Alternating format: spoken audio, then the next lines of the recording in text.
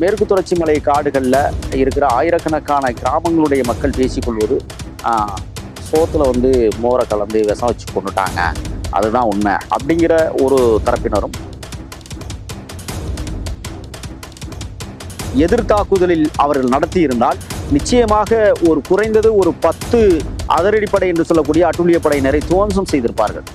மண்ணுரிமை போராளியாக வாழ்ந்த வீரப்பனார் அவருடைய மரணத்தில் மர்ம முடிச்சுக்கள் அவிழ்க்கப்படாமல் இருப்பதற்கு முக்கிய காரணமே ஜெயலலிதா என்பதுதான் உண்மையான விடயம். 4 பேர் ஒரு வாகனத்துக்குள்ள செத்தா கிட்டத்தட்ட ஒரு குறைந்தது ஒரு 4 லிட்டர் ரத்தமாவது அங்கே உள்ள இருந்திருக்கணும். அது கூட இல்லை. எங்கிட்ட எல்லாம் ஐடியா கேட்டிருந்தா சொல்லிட்டு ஒரு ஆட்டுக்குட்டியை அறுத்து அதனுடைய ரத்தத்தையாவது உள்ள தெளிச்சு விடுங்கடா, அப்பதான்டா மக்கள் நம்புவாங்க, மக்களை முட்டாளாக்காதீங்கடா அப்படின்னு நம்மளாவது கொஞ்சம் ஐடியா சொல்லியிருக்கலாம். ஆனால் முதல்ல வீரப்பனை எங்கே புதைக்கணும் அப்படின்னு கேட்டிருக்கான். உடனே அன்னையார் முத்துலட்சுமியார் அவர்கள் சொன்னாங்க, எங்களுடைய மூதாதையர்கள் இடப்பட்டிருக்கிற மேட்டூருக்கு பக்கத்துல மூலக்காடு என்கிற இடத்துல வந்து புதைக்கணும் அப்படின்னு சொல்லி சொல்லும் போது, இல்லை புதைக்கலாம் முடியாது, நாங்கள் எரித்து விடுவோம் அப்படின்னு சொல்லும் போறப்போ இவங்களுக்கு அந்த பதட்டத்துல என்ன நடந்துச்சுன்னு அன்னைக்கு தெரியாம கொஞ்சம் வேற வழி இல்லாம அப்படியே இருந்திருக்காங்க. உடனடியாக காவல்துறை என்ன பண்ணுதுன்னா, மகத்தான தலைவர் வீரப்பனார் வந்து எப்படி இறந்திருப்பார், பல்வேறு நிலைகளில் பல்வேறு சம்பவங்களை குறிப்பிட்டு சொல்லுகிறாங்க. முதல்ல வந்து என்ன சொல்றாங்கன்னா, மேற்கு தொடர்ச்சி மலை காடுகள்ல இருக்கிற ஆயிரக்கணக்கான கிராமங்களுடைய மக்கள் பேசிக்கொள்வது சோத்துல வந்து மோரை கலந்து விஷம் வச்சு கொண்டுட்டாங்க, அதுதான் உண்மை அப்படிங்கிற ஒரு தரப்பினரும், இன்னொரு தரப்பினர் இல்ல புரோட்டாவிலேயே விஷம் வச்சுட்டாங்க அப்படிங்கிற விடயம் இன்னொரு தரப்பினரும், இப்படி பல்வேறு நிலைப்பாடுகள்ல பேசி கொண்டிருக்காங்க. குறிப்பா பார்த்தோம்னா இது வந்து வீரப்பனாருக்கும் அதிரடிப்படைக்கும் நடந்த யுத்தத்துல செத்து போனாங்க அப்படின்னு யாரும் நம்பல. அதான் யதார்த்தமான ஒரு விடயம். மக்கள் வந்து இன்னைக்கு வர துரோகத்தால் கொல்லப்பட்டார் அப்படின்னு தான் பேசிக்கிறாங்க. அந்த வகையில நம்மளுடைய சில புலனாய்வுகளின் அடிப்படையில் பார்த்தோமே ஆனால் அது இந்த மரணமே வேறு விதமாக இருக்கிறது. எப்படி என்றால், காவல்துறை உதவியுடன் நடந்திருக்கிறது, அதிலே மாற்று கருத்து இல்லை. ஆனால் துரோகிகள் கூடவே பயணித்திருக்கிறார்கள், கூடவே பழகி இருக்கிறார்கள் என்பதெல்லாம் வெட்ட வெளிச்சமான உண்மையாக இன்றைக்கு நமக்கு தகவல் வந்திருக்கிறது. அந்த அடிப்படையில் பார்த்தோமே ஆனால் இவர்கள் வந்து வீரப்பனாரை வந்து 2004ஆம் ஆண்டு அக்டோபர் திங்கள் 18ஆம் நாள் இரவு நாங்கள் சுட்டு வீழ்த்தி விட்டோம். அதுவும் பாப்பாரப்பட்டிக்கு பக்கத்துல 7th டே அந்த பள்ளி வளாகத்திற்கு முன்பு 2 கரும்பு லோடு பொதிக்கப்பட்ட லாரிகளோடு வந்தது, நாங்கள் அதுல மறைந்திருந்தோம் அப்படிலாம் அந்த புழுகுனி விஜயகுமார் என்கிற ஒரு ஐபிஎஸ் அதிகாரியாக இருந்தவர் நிறைய புழுகு மூட்டைகளை அவிழ்த்து விட்டு மக்களை வந்து நம்ப வைக்கிறதுலேயே குறிக்கோளாக இருக்கிறாங்க. காரணம், அதிகார வர்க்கம் அப்படித்தான் செயல்படும். இப்ப அந்த ஆளுக்கு பதவி இல்லை, பதவியில இல்லாத போதும் கூட அந்த கர்வத்தை விட்டுவிடக்கூடாதுங்கிறதுல கவனமா இருக்காங்க. அப்ப தேவாரம் என்கிற ஒரு அயோக்கியமும் தமிழ்நாட்டுல உலாவிக்கிட்டு இருக்கிறத நம்ம பார்த்துக்கிட்டு தான் இருக்கிறோம். கிட்டத்தட்ட லட்சக்கணக்கான மக்கள் துன்புறுத்தப்பட்டதற்கும் ஆயிரக்கணக்கான பெண்கள் வாழ்வியல் இழந்ததற்கும் காரணமான இருந்த அயோக்கியன் தேவாரம், அதுல மாற்று கருத்து இல்லை. இந்த தேவாரம் வந்து நடத்தாத விடயங்களே கிடையாது. நான் சாட்சிகளோடு நிரூபிக்கிறதுக்கு தயாராக இருக்கிறேன். ஏனென்றால் இன்னமும் நம்ம இடத்துல பாதிக்கப்பட்ட அப்பாவி பெண்கள், அந்த தாய் உள்ளங்கள் என்னோட தொடர்புல தான் இருக்கிறாங்க. பகிரங்கமாக அவர்கள் பறைசாற்றுவதற்கு கூட தயாராக தான் இருக்கிறாங்க. அண்மையிலே வந்து ஜி தமிழ் நிகழ்ச்சியிலே தமிழா அந்த நிகழ்ச்சி நடத்துறப்போ அந்த பாதிக்கப்பட்ட அப்பாவி மக்களை வரவழைத்து அந்த கண்ணீர் பேட்டியை கொடுக்க வைத்த பெருமை எனக்கு உண்டு.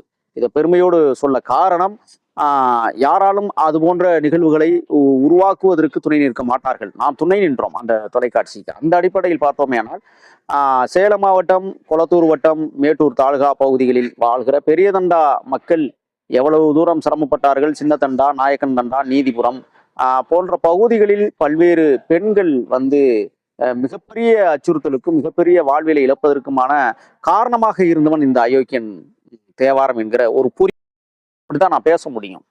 வழக்கு போடட்டுன்னு நான் சந்திச்சுக்கிறேன். அவன் வழக்கு போட்டானா அவன் மூக்க உடைச்சிருவேன். அவ்வளவு தூரம் நம்முடைய பெண்கள் பாதிக்கப்பட்டிருக்கிறாங்க, சிதைக்கப்பட்டிருக்கிறார்கள், சின்னாபின்னமாக்கப்பட்டிருக்கிறார்கள்.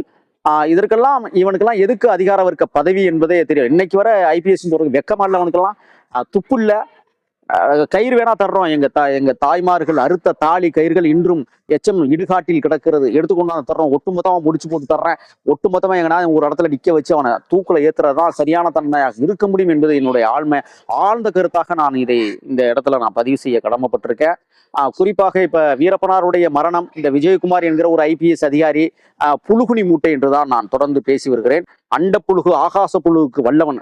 இன்னும் சொல்ல போனால் ஹிட்லருடைய புழுகு மன்னனாக இருந்த கோயப்பல்ஸை விட மோசமான புழுகு மூட்டைகளாக இன்றைக்கு வீரப்பனாருடைய வாழ்வியலில் தேடிக்கொண்டிருந்த அட்டூழிய படையினுடைய தலைவர்கள் என்று சொல்லக்கூடியவர்கள், வீரர்கள், பெரும் வீரர்கள் என்றெல்லாம் பீற்றிக் கொள்ளுகிற இந்த விஜயகுமாரனுடைய படை நிச்சயமாக கோயபல்ஸ் வேலையை தான் செய்திருக்கிறது என்பதில் மாற்று கருத்தில்லை. அன்றைய தினம் என்ன நடந்தது, அவர்கள் என்ன சொன்னார்கள், அதிலிருந்து நாம் கற்றுக்கொண்ட பாடம் என்ன, எது நடந்திருக்கிறது என்பதையும் பற்றியும் நான் உங்களிடத்திலே பகிர்ந்து கொள்வதற்காக மீண்டும் முண்டாசு கவியிலே இணைந்திருக்கிறேன். அந்த அடிப்படையில் பார்த்தோம்னால் இவர்கள் சொன்ன கூற்றுப்படி அந்த வாகனம், அந்த ஆம்புலன்ஸ் என்கிற வாகனம் புதுக்கோட்டையில் தான் வாடகைக்கு எடுத்திருக்கிறார்கள் என்கிற செய்தி நமக்கு கிடைத்தது.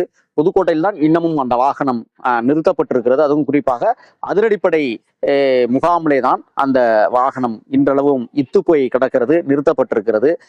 இந்த விஜயகுமார் என்கிற புழுகுனி மூட்டை என்ன சொன்னான் என்றால், நாங்கள் உள்ள ஒரு சிசிடிவி கேமராவெல்லாம் வச்சோம், அந்த சிசிடிவி கேமராவெல்லாம் வேலை செஞ்சிச்சு அப்படின்னு சொல்ல வராங்க. குறிப்பா நீங்கள் எல்லாம் கேள்விப்பட்டிருப்பீர்கள், மலையூர் மம்பட்டியான் என்கிற அற்புத மாவீரன் இந்த மண்ணிலே வாழ்ந்து விட்டு சென்றிருக்கிறான். அவன் இறுதி நாட்களை கடத்தியது மலையூர் என்கிற ஒரு மலை கிராமம். அந்த மலையூர் தர்பூசணி பழங்கள் அதிகமாக விளைவிக்கக்கூடிய பகுதியாக இன்றளவும் இருக்கிறது. அந்த தர்பூசணி பழத்திலே தான் மலையூர் மம்பட்டியான் கொல்லப்பட்டதாக உண்மையான தகவல்கள் இருக்கிறது. வீரப்பனாருடைய நெருங்கிய கூட்டாளியாக இருந்த ஒரு காலத்தில் கருப்பணன் என்கிறவர் தான் இந்த மலையூர் மம்பட்டியானை வீழ்த்தினார். அந்த மலையூரில் இருந்துதான் வீரப்பனார் படை காடுகளுக்குள் சமதள வயற்பரப்புகளில் நுழைந்து பாரதி நகர், பாப்பாரப்பட்டி பாரதி நகர் என்கிற ஒரு இடம், அந்த இடத்துல நான் போய் ஆய்வு செய்தேன். ஒரு பெரிய நீர்த்தேக்க தொட்டி இருக்கிறது, அதாவது ஆங்கிலத்தில் சொல்ல வேணா தண்ணீர் டேங்க், வாட்டர் டேங்க் என்கிற அந்த டேங்க் பக்கத்துல தான் ஆம்புலன்ஸ் நின்றதாகவும், அந்த ஆம்புலன்ஸ் நின்ற இடத்துல இருந்து ஒரு 100 மீட்டர் தொலைவில் பார்த்தீங்கன்னா ஒரு பெரிய புளிய மரம் இருக்கும். அந்த புளிய மரத்துக்கிட்ட தான் வீரப்பனார் உடையை காத்திருந்ததாகவும், இந்த வாகனம் வந்ததற்கு பிறகு அந்த புளிய மரத்திலிருந்து நேராக ஏறிக்கொண்டதாகவும் இந்த விஜயகுமார் என்கிற புழுகு மூட்டை சொல்லுகிறது. உண்மையிலேயே அந்த புளிய மரத்திலிருந்து அந்த நீர்த்தேக்க தொட்டிக்கிட்ட ஏறினாங்கன்னா, நீங்க உள்ள வச்சிருக்கிறீங்களா அந்த சிசிடிவி புட்டேஜ், அதை மக்கள் மன்றத்தில் நீங்க வெளியிட துப்பு இருக்கிறதா, வழி இருக்கிறதா? மக்கற்றவர்கள் நீங்கள், அதையெல்லாம் வெளியிட நீங்கள் தயாராக இருக்க மாட்டீர்கள். மக்கள் மன்றத்தில் தானே ஒப்படைக்க வேண்டும், மக்கள் வரி பணத்தில் தானே நீங்கள் சம்பளம் வாங்கி கொண்டீர்கள். அந்த மக்கள் வரி பணத்தில் நீங்கள் உண்மை நிலையை, உண்மைத்தன்மையை உலகத்திற்கு சொல்லலாமே, ஏன் சொல்ல மறுக்கிறீர்கள்? சரி, அந்த பாப்பாரப்பட்டி அந்த வாட்டர் டேங்க்ல இருந்து அந்த வாகனம் கிளம்பி பாப்பாரப்பட்டி அப்படி ஒரு திரும்பும், நகரப்பகுதிக்கு திரும்புற இடத்துல ஆப்போசிட்ல பாத்தீங்கன்னா பக்கத்திலேயே காவல் நிலையம் இருக்கும். இப்ப இவங்க சொன்ன புழுகு என்னன்னா, அந்த காவல் நிலையத்திலிருந்து இடது பக்கம் காவல் நிலையம் இருக்கும், வலது பக்கம் ஒரு காவல்துறை அந்த அந்த மாதிரி வண்டி வந்துருச்சு, வாகனம் வந்துருச்சுன்னு சொல்லி வாக்கி டாக்கில அவன் பேசியதாகவும், அது அங்க விஜயகுமார் பெரிய ஜாம்பவன்ல செத்த பிணத்தை சுட்டு மயிரை புடுங்கிய அவர்கள், ஆகையால் அவர்கள் என்ன செஞ்சாங்கன்னா அங்க அந்த பள்ளிக்கூடத்துக்கு பக்கத்துல தயார் நிலையில இருந்தாங்களாம். ஒரு பக்கம் ஒரு படையும், இன்னொரு பக்கம் படையும், அதுக்கெல்லாம் பேர் வச்சிருக்கிறாங்க, அது என்னென்னமோ பேர் வச்சிருக்கிறாங்க. ஏன்னா இதை மக்களை ஏமாற்றுவதற்கு திட்டமிட்ட இந்த படைகள். ஏன்னா அந்த படைகளை நான் மனப்பாடம் இல்லை, ஏன்னா இவங்களே புழுகுணிகள். இதை போய் நம்ம என்ன பெரிய ஆய்வு பண்ணி நம்ம மக்கள் மன்றத்துல போய் அதை விளக்கமா சொல்லணும்? அவங்களே விளக்க முடியாத இடத்துல இருக்கிறானுங்க. அப்ப இந்த இடத்துல அங்கிருந்து ஒரு 6 கிலோமீட்டர் அந்த வாகனம் வேகமாக வருகிறது, நிற்கிறது. இந்த வெள்ளத்துறைங்கிற ஒரு வெள்ளக்கட்டி சைட்ல உட்கார்ந்துருக்கிறாராம். அங்கிட்டு சரவணன் என்கிற ஒரு அது எப்படி சொல்றது இல்லை, ஒரு ஓட்டுநர். அந்த ஓட்டுநரை கூட அவர் வழியா செஞ்சானா என்னங்கிறது இது நமக்கு தெரியாது. அவனுக்குலாம் பதவி உயர்வு வேற லட்சணத்துல, இவங்க லட்சணத்துல பதவி உயர்வு எல்லாம் கொடுத்து, அரசாங்கம் இடம் கொடுத்து, அரசாங்கத்தினுடைய 2 பதவிகள் கொடுத்து, மக்களுடைய வரி பணத்தை அவங்களுக்கு வாரி இறைச்சி 108 கோடி ரூபாய் வாரி இறைச்ச ஜெயலலிதா அம்மையார் இந்த வெள்ளத்துறைங்கிற இந்த வெள்ளக்கட்டிக்கெல்லாம் என்னன்னா மிகப்பெரிய பொறுப்பை கொடுத்தாங்க.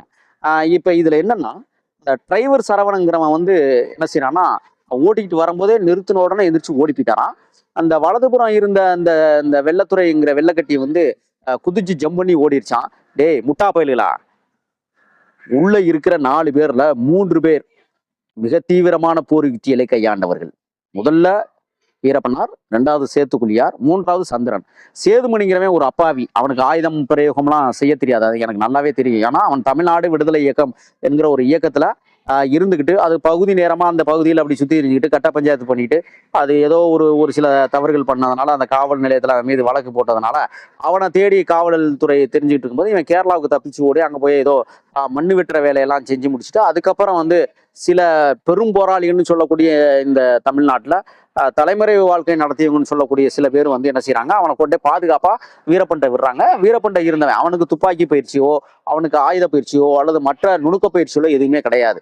அப்படிப்பட்ட ஒருவனை வேறு வழி இல்லாமல் வீரப்பனார் படை சரி நம்மளுக்கு பாதுகாப்பா ஏதோ ஒன்று தூக்கிக்கிட்டு வருவான் போயிட்டு வந்துகிட்டு இருப்பான் அப்படிங்கிறதுக்காகத்தான் அவனை சேர்த்தாங்க. இப்போ அவன் தான் என்ன செய்யறான்னா சேதுமணிங்கிறவன் அவன் பேரு. இந்த 4 பேரும் தான் அந்த வாகனத்துல வந்தது. அந்த வாகனத்துல வருகிற போது வீரப்பனார் என்கிற அந்த படை வந்து 2 பேராக இருந்தாலும் 3 பேராக இருந்தாலும் 100 பேருக்கு ஒவ்வொருத்தரும் சமமாக பயிற்சி அளிக்கக்கூடியவர்கள். அப்பொழுது அந்த 4வரில் 3 பேர் முக்கியத்துவம் வாய்ந்தவர்கள் எதிர்த்தாக்குதலில் அவர்கள் நடத்தி இருந்தால் நிச்சயமாக ஒரு குறைந்தது ஒரு 10 அதிரடிப்படை என்று சொல்லக்கூடிய அட்டுழிய படையினரை துவம்சம் செய்திருப்பார்கள்.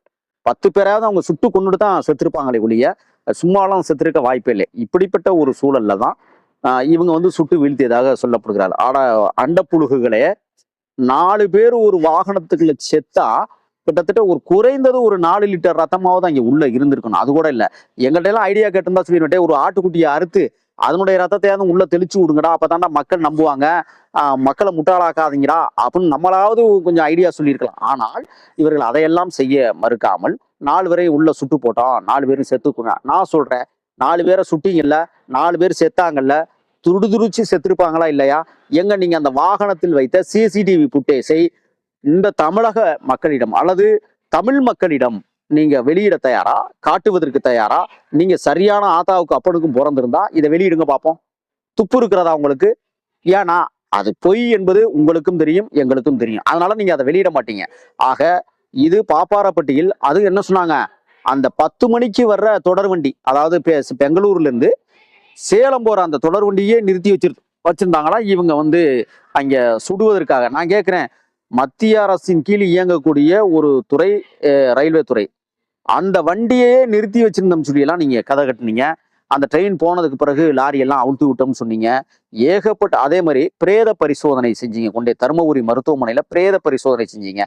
அந்த மருத்துவரை அண்ணன் குளத்தூர் மணி அவர்கள் விசாரித்திருக்கிறார்கள்.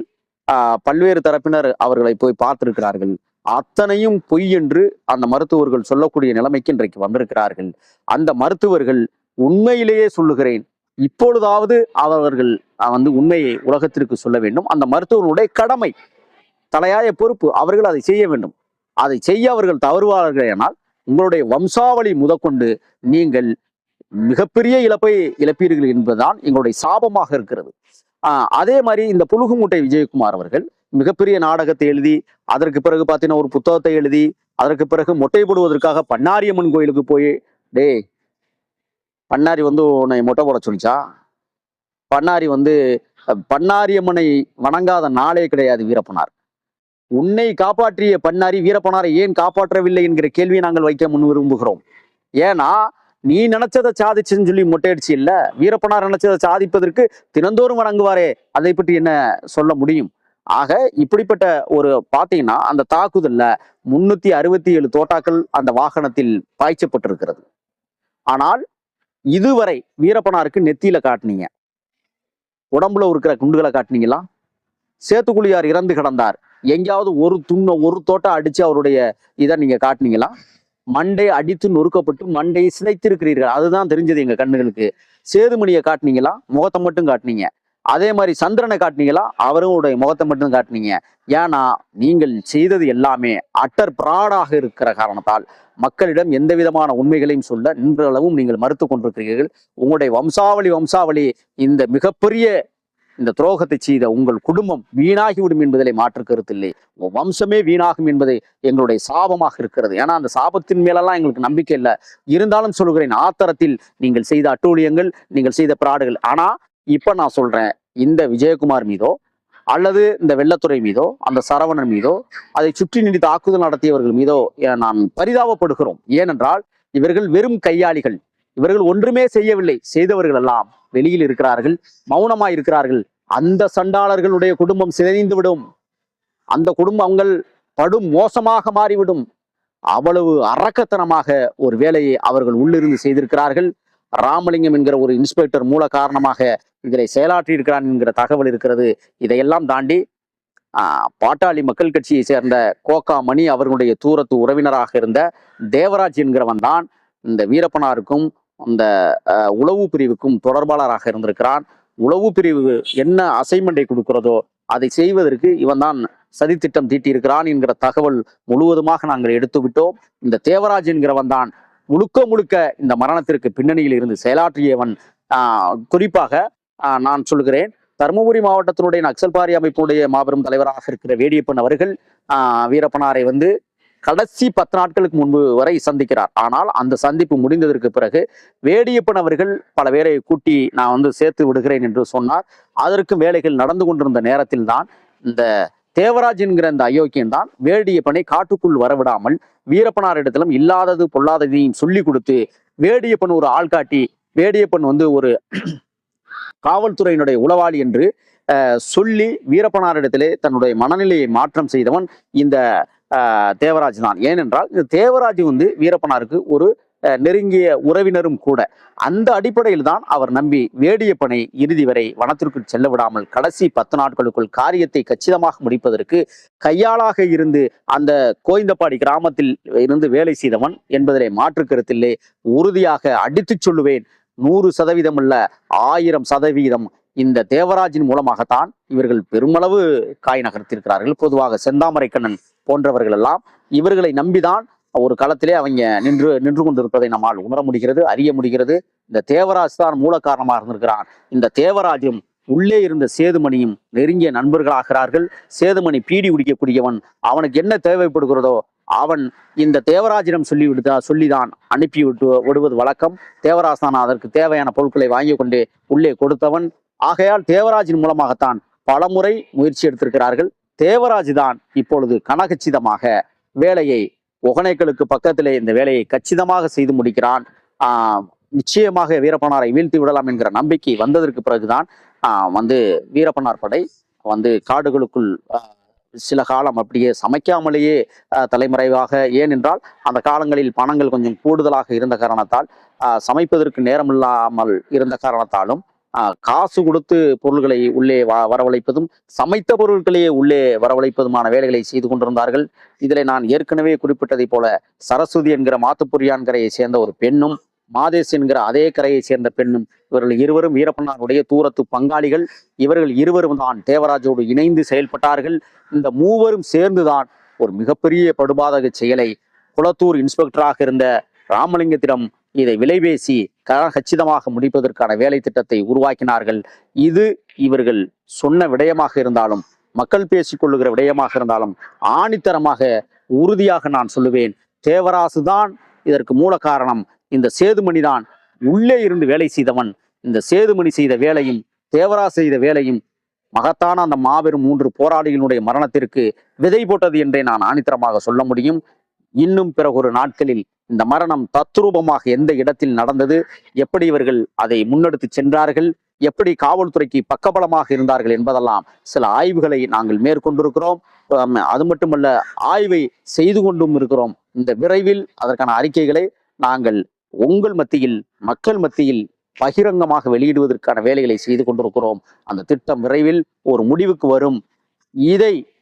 இந்த மரணத்தை எதிர்த்து உயர்நீதிமன்றத்தில் வழக்கு போடுவதற்கும் நாங்கள் தயாராகி வருகிறோம். காரணம், இந்த 108 கோடி ரூபாயை செலவழித்த அன்றைய அதிமுக அரசு கொடுத்த நிலங்கள், பரிசு தொகைகள், பதவி உயர்வுகள் அனைத்தையும் பறிமுதல் செய்வதற்கு உயர்நீதிமன்றத்தை நாட இருக்கிறோம் என்பதுதான் மகத்தான உண்மையாக பதிவு செய்ய கடமைப்பட்டிருக்கிறேன். வீரப்பனார் மரணம் காவல்துறையால் நடத்தப்பட்டவை அல்ல, ஆள்காட்டிகளின் மூலமாக துரோகத்தால் வீழ்த்தப்பட்டார் என்பதுதான் வரலாற்று பெரும் உண்மை என்பதை நான் நினைவுபடுத்த கடமைப்பட்டிருக்கிறேன். வீரப்பனார் தருமபுரி அரசு பொது மருத்துவமனையில் பிரேத பரிசோதனை முடித்ததற்கு பிறகு காவல்துறைக்கு வேலை முடிந்து விட்டது. சம்பந்தப்பட்ட குடும்பத்தினரிடம் வீரப்பனாரை ஒப்படைத்திருக்க வேண்டும், சேத்துக்குழியாரை ஒப்படைத்திருக்க வேண்டும். சேதுமணியை ஒப்படைத்திருக்க வேண்டும், சந்திரனை ஒப்படைத்திருக்க வேண்டும். இதுதான் சட்ட யதார்த்தங்கள். ஆனா இவங்க என்ன பண்ணாங்கன்னு சொன்னா, தருமபுரி மருத்துவமனையிலிருந்து அந்த 4 பிணத்தையும் வந்து என்ன செஞ்சாங்கன்னா, இவங்களே எடுத்து கொண்டு போய் எரிப்பதற்கான முயற்சிகளை இந்த உளவுத்துறை, அதிரடிப்படை என்கிற அட்டூழியப்படை, இந்த புலுகுனி விஜயகுமார் போன்றவர்கள்லாம் வேலையை செஞ்சாங்க. எப்படி செஞ்சாங்கன்னா, முதல்ல வீரப்பனை எங்கே புதைக்கணும் அப்படின்னு கேட்டிருக்கான். உடனே அன்னையார் முத்துலட்சுமியார் அவர்கள் சொன்னாங்க, எங்களுடைய மூதாதையர்கள் இடப்பட்டிருக்கிற மேட்டூருக்கு பக்கத்துல மூலக்காடு என்கிற இடத்துல வந்து புதைக்கணும் அப்படின்னு சொல்லி சொல்லும் போது, இல்லை புதைக்கலாம் முடியாது, நாங்கள் எரித்து விடுவோம் அப்படின்னு சொல்லும் போறப்ப இவங்களுக்கு அந்த பதட்டத்துல என்ன நடந்துச்சுன்னு அன்னைக்கு தெரியாம கொஞ்சம் வேற வழி இல்லாம அப்படியே இருந்திருக்காங்க. உடனடியாக காவல்துறை என்ன பண்ணுதுன்னா, மூலக்காடுக்கு வீரப்பனாருடைய உடலை கொண்டு வராங்க. சேத்துக்குழியினுடைய உடலை கோவிந்தபாடிக்கு பக்கத்துல செட்டிப்பட்டி என்கிற ஒரு இடத்துல வந்து எரிப்பதற்கான எல்லா வேலைகளையும் முன்கூட்டியே இவங்க என்ன பண்ணிட்டாங்கன்னா, எல்லாத்தையும் எரிச்சிடலாம் அப்படிங்கிற ரீதியில தான் இவங்க என்ன பண்ணாங்கன்னா, லாரி டயர்கள், மிகப்பெரிய மரங்கள் கொண்டு வந்து சேத்துக்குழியாறு எரிக்கப்படுகிற இடத்துலையும், வீரப்பனாரை எரிக்க நினைத்த இடத்துலையும் கொண்டு வந்து போட்டாங்க. அதே மாதிரி சிக்கரசபாளையம், அதாவது சத்தியமங்கலத்திலேருந்து உள்ள போகணும், அது வனம் நிறைந்த ஒரு பகுதி. அங்கதான் வந்து நம்ம சந்திரனுடைய கிராமம். அந்த ஊர்ல தான் என்ன செய்யறாங்க, அந்த சுடுகாட்டுல அங்கேயும் லாரி டயர்களையும் மரங்களையும் கொண்டு வந்து போட்டு சந்திரனை வந்து சாம்பலாக்குகிறார். இப்ப இதுல என்னன்னா, சந்திரனை சாம்பலாக்கிட்டாங்க. அது திட்டமிட்டு போலீஸ் பண்ண வேலை. அடுத்து சேத்துக்குழியாரை செட்டிப்பட்டியில வந்து அந்த மயானத்துல வந்து டயரெல்லாம் போட்டு கொளுத்தி துப்பு இல்லாம ஆக்குறாங்க. எலும்பு கூட கிடையாது, மிச்சமாயிடக்கூடாது அப்படிங்கிறத பாக்குறாங்க.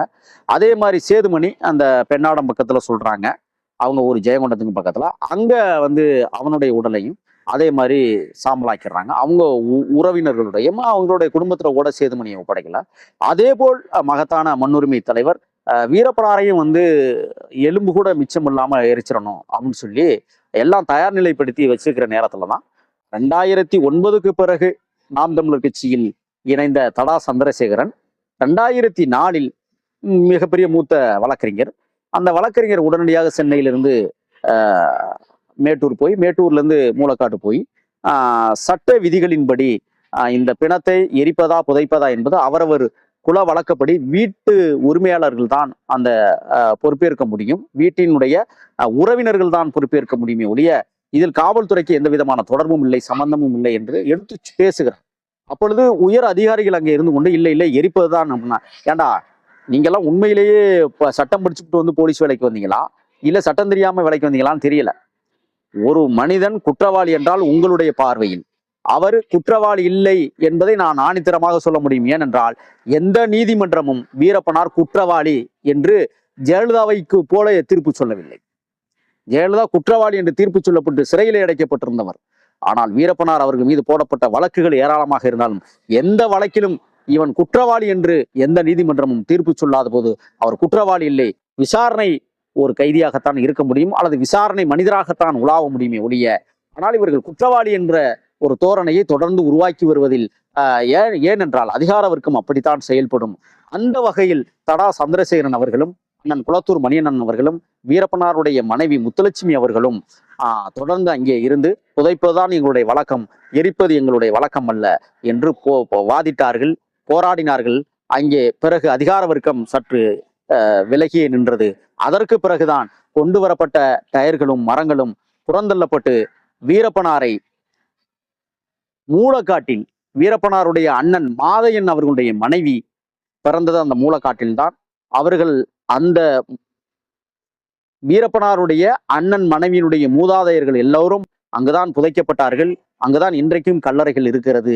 அந்த அடிப்படையில் இதோடு மட்டுமல்ல, ஏன் அந்த இடத்தை தேர்வு செய்தார்கள் என்றால் 1929 39 வரை மேட்டூர் அணை கட்டப்படுகிற போது 36 கிராமங்களுக்கு மேற்பட்ட கிராமங்கள் அந்த அணைக்கு உள்ளே இருந்த காரணத்தால் அப்புறப்படுத்தப்பட்ட போது வீரப்பனாருடைய செங்கப்பாடி கிராமமும் இந்த காவிரி ஆற்றுக்குள் தான் இருந்தது. இவர்கள் அப்புறப்படுத்தப்பட்டு செங்கப்பாடி என்கிற ஊரை அவர்களாகவே போய் வனத்திற்குள் ஒரு ஊரை உருவாக்கினார்கள், அவருடைய மூதாதையர்கள். ஆகையால் அந்த மூதாதையர்கள் வாழ்ந்த இடத்தில்தான் இன்றைக்கு வீரப்பனார் அவர்கள் புதைக்கப்பட்டிருக்கிறார். ஆனால் இன்றைக்கு புதைக்கப்பட்ட இடம் பொதுப்பணித்துறைக்கு சொந்தமான இடம் என்று சொல்லி தமிழக அதிகார வர்க்கங்கள், தமிழ்நாடு அரசுகள் இதுவரை வீரப்பனாருடைய கல்லறையை ஒரு செங்கல் கூட எடுத்து வைத்து கட்ட முடியாமல் தவிப்பதுதான் வேதனையிலும் வேதனையாக இருக்கு. ஆனால் உண்மையாகவே சொல்றேன், விரைவில் கல்லறை கட்டுவோம், அதுல மாற்றம் இல்லை. கட்ட வேண்டிய நேரத்தை பார்த்து கொண்டிருக்கிறோம்.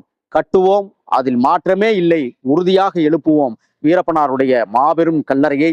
வீரப்பனார் இன்றைக்கு அந்த மூலக்காடு என்கிற அந்த இடத்திலே அவருடைய மூதாதையர்கள் வழித்தோன்றலுக்கு பிறகு அங்கே விதைக்கப்பட்டிருக்கிறார்.